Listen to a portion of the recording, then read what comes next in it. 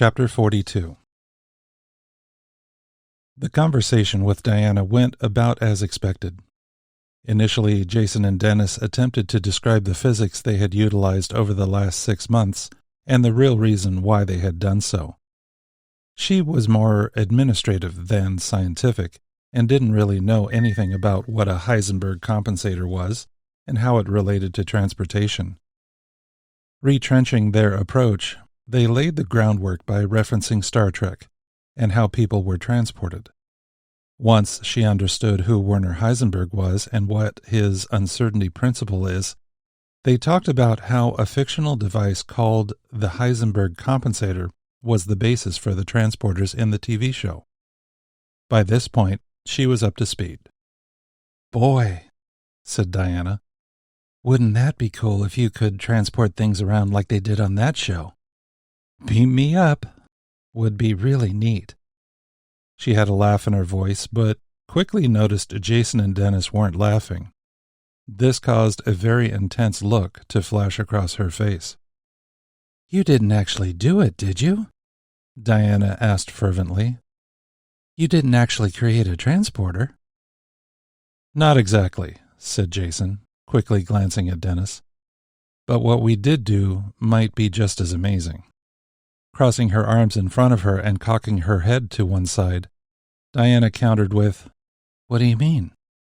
Seemingly changing the subject, Jason asked, "You didn't go to school around here, did you?" "Actually, I did.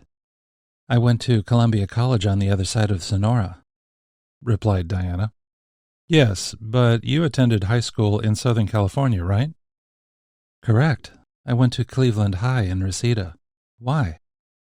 "I didn't know you were such a trendsetter when you were a teenager," replied Jason. "Wearing old Converse tennis shoes with glitter on them underneath your cap and gown? Bold move there, Diana." Dropping her arms into her lap, she was definitely set back by this. Diana knew for a fact she had never told anybody about that particular fashion faux pas. It was one of those little things in her past which, while not really a skeleton, would nonetheless cause her to suffer good-natured ridicule and ribbing from coworkers. "How in the world did you know I wore Converses with glitter on them?" "Take a look at this video," said Jason, producing a USB drive from his shirt pocket. Diana took the drive and plugged it into her PC. Both Jason and Dennis, who were sitting in chairs on the other side of her desk, swung them around to look at the 60-inch screen on the side wall of her office. The screen came to life as soon as Diana pressed a few buttons on her remote control, and up came the video. The scene was a high school graduation. The camera was completely steady, and the video was crisp and clean. It was the best of the best in terms of high-definition quality. A stage was set up on the high school football field, and several dozen rows in front were filled with hundreds of red and black caps and gowns. When Diana turned up the volume, she was able to hear the man standing at the podium about to introduce the students. "Oh my God," was the only thing she was able to say. The man at the podium started to speak. "Fellow teachers and students, it is now my honor to introduce each student and to hand them their diploma. We will start with one of our class valedictorians, Miss Diana Olaney." On the right side of the stage, a slim and attractive teenager ascended the stairs and strode her way across the stage to receive her diploma from the principal. Her gown was made of red satin. The cap was both red and black with the customary tassel hanging off to the side. Below the cap was a large amount of black hair, and the face was attractively done up with makeup. Below the gown were a pair of Converse tennis shoes with rainbow-colored glitter all over. The teenaged Diana turned to the audience and, to cheers of her classmates and no doubt her family, waved, then descended the stairs to the left of the stage. The video snippet cut off, and the room was now silent. Dennis and Jason swung their chairs around and faced a very astonished boss. For a few moments she was unable to speak, but finally gasped out one word. How? Jason then regaled Diana with the whole story, telling her how they were trying to make a Heisenberg compensator for matter transference, and encountered some results they didn't understand.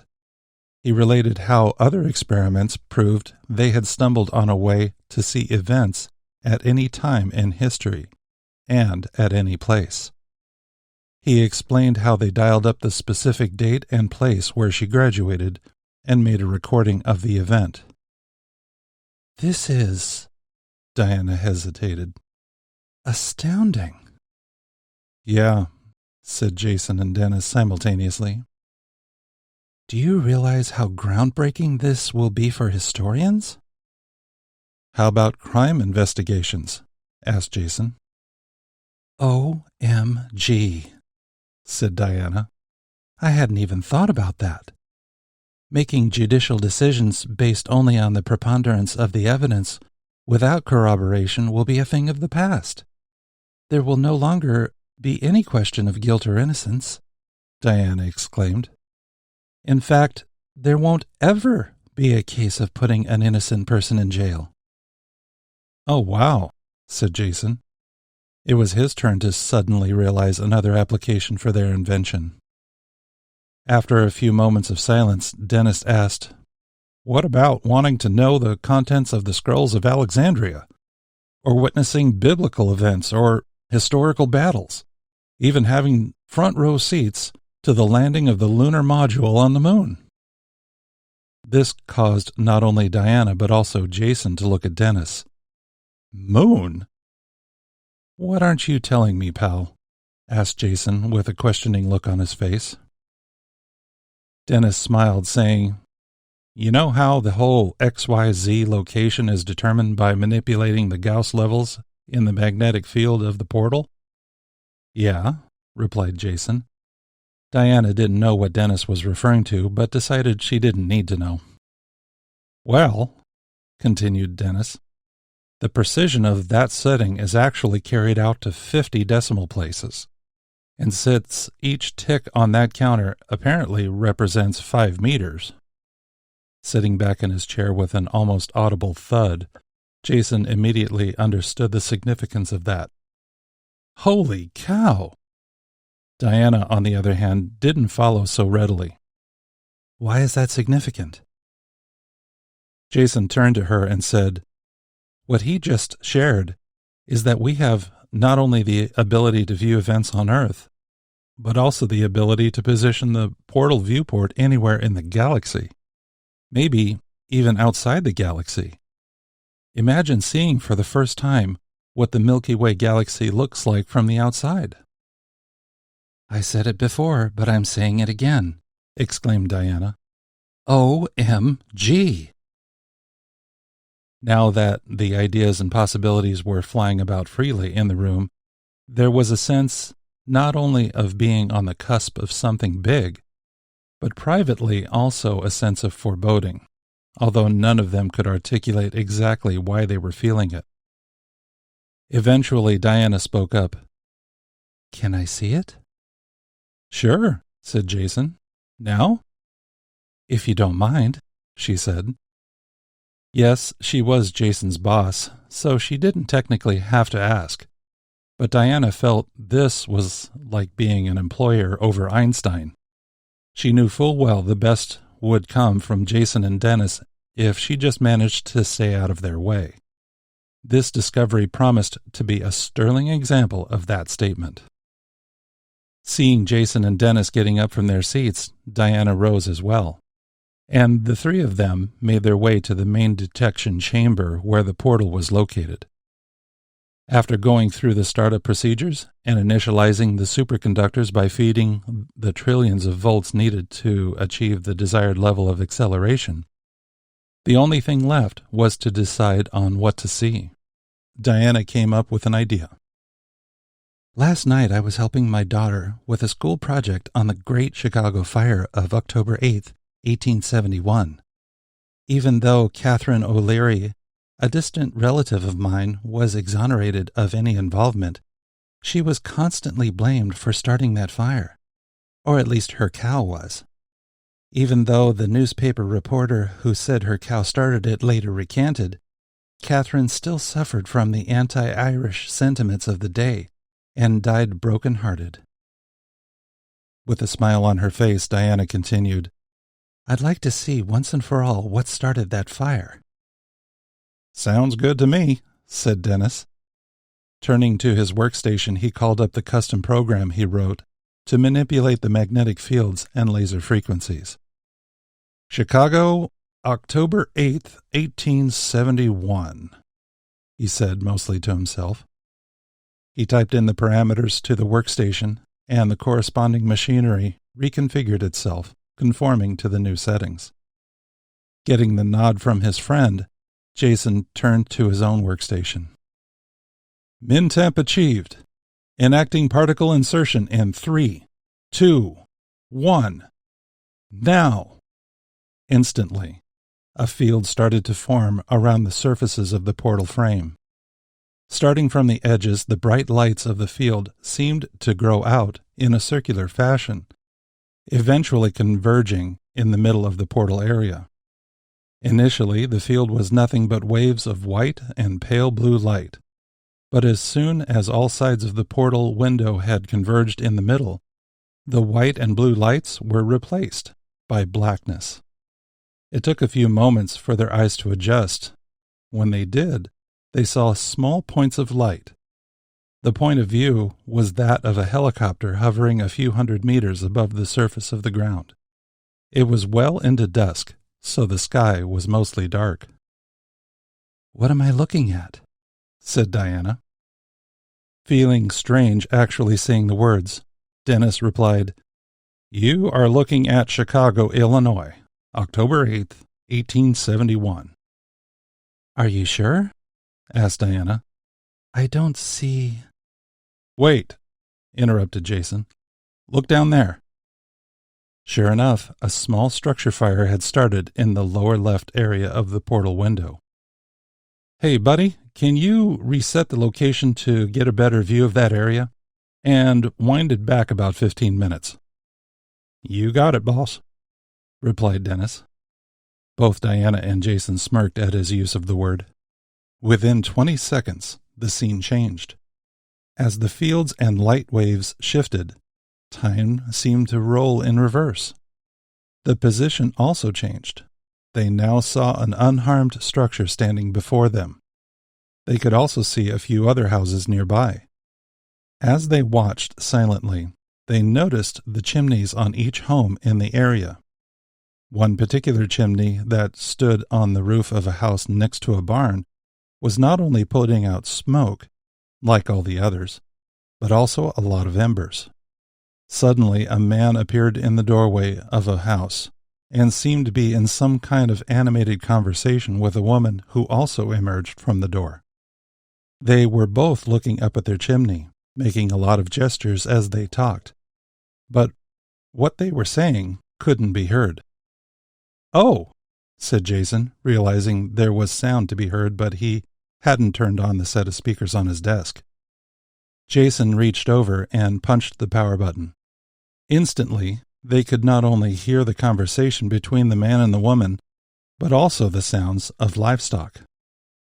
"I told you, Daniel, not to put that log on the fire 'cause it had too much pitch," said the woman. "Aw, Ma, it'll be fine. Don't you worry about it," replied the man, who had some sort of crude prosthesis from the knee down. As they were arguing, one particularly large ember emerged from the chimney, flitting and floating up, propelled by the heated air of the chimney and the cooled air coming in from Lake Michigan. "Look there," said Jason. As they looked to where he was pointing, the ember floated directly through an upper window in the hayloft of Mrs. O'Leary's barn. Within 2 minutes, a fire started in the barn. The arguing mother and son were far too engrossed in their quarrel to notice what their actions had caused. Changing the XYZ position allowed the three of them to witness how the fire spread from the barn to another barn to a couple of houses. until ultimately 300 people had died and over 100,000 were left homeless. As they were watching the fire really take hold, traveling from one block to another, Dennis continued manipulating the location of the portal camera. Each time he repositioned the viewport, they were able to see how people reacted to the impending doom of their respective homes. It was both fascinating and gruesome to watch such devastation. None of them noticed the portal room itself had begun to get warm. Without thinking, Jason reached over to a floor fan located next to his workstation and flipped it on high. As they continued watching the events unfold in the portal, the oscillating fan's windstream blew across a pile of blank paper sitting on the desk, causing it to fall to the floor.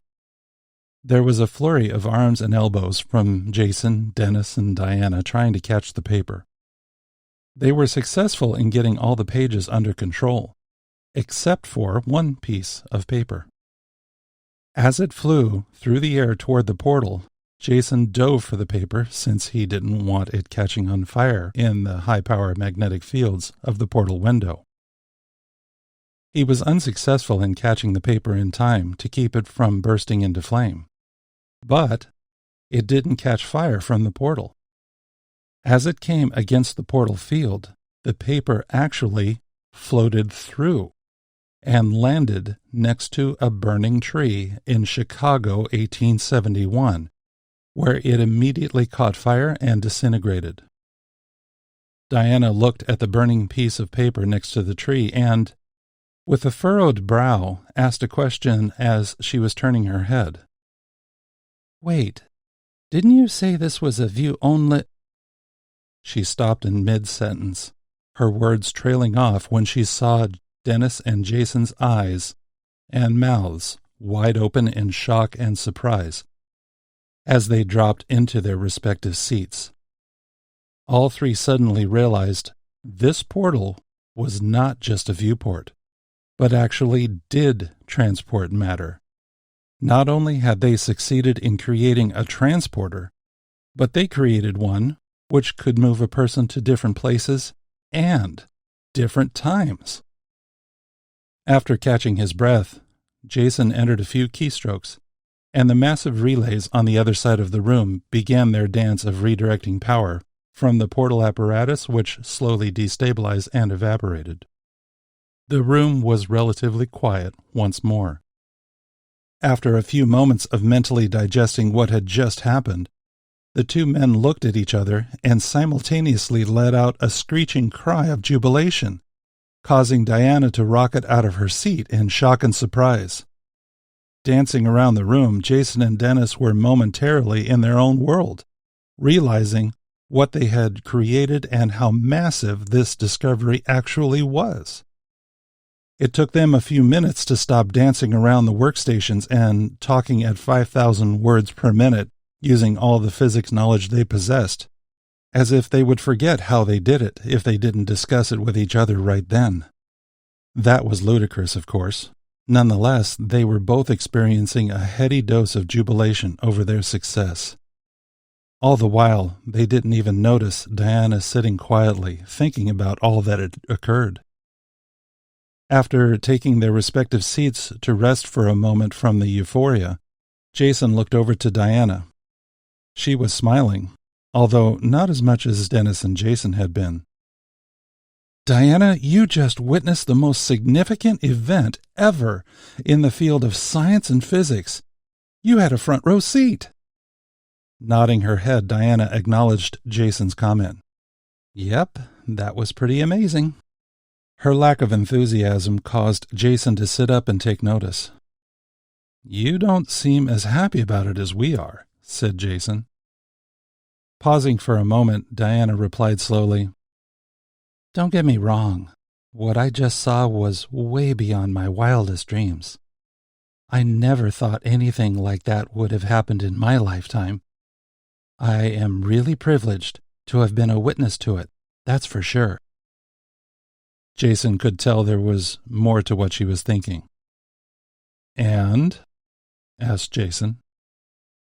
Diana looked the two men in the face and said, "I think this is going to be somewhat of a Pandora's box." "What do you mean?" asked Dennis.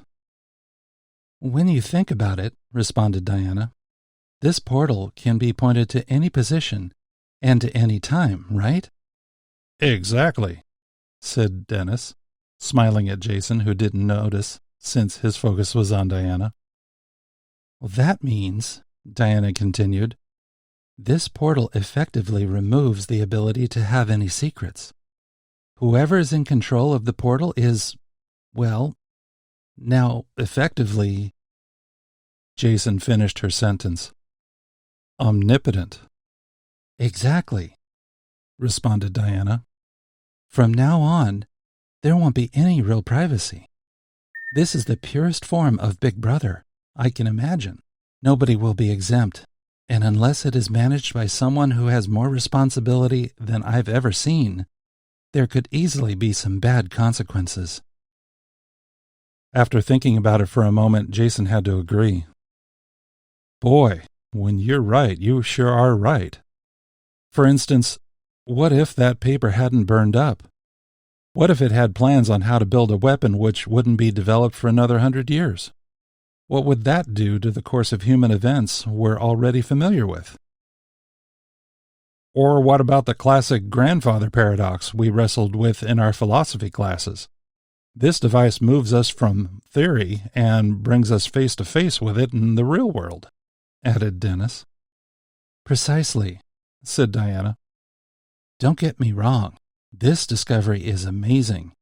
It is next level cool. But we have to make sure it is the most highly guarded secret technology the United States has ever had. The protection needed for this device will make the secrecy of the MMPA look like child's play." With those words, the three of them looked up at the portal apparatus, simultaneously wondering exactly what the future had in store for them and their amazing discovery.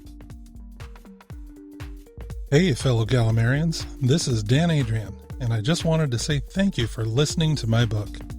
If you can, please click like down below, because it really helps me bring these videos to you and lets me know what you like. Also, if you haven't already, please subscribe and click on the bell so that you'll get notified when I release more chapters. If you have any questions about this or any other of my books, or if you want to know more about what it takes to write a novel like this one, please make sure you leave your question in the comments below. Thanks again. I'll see you soon.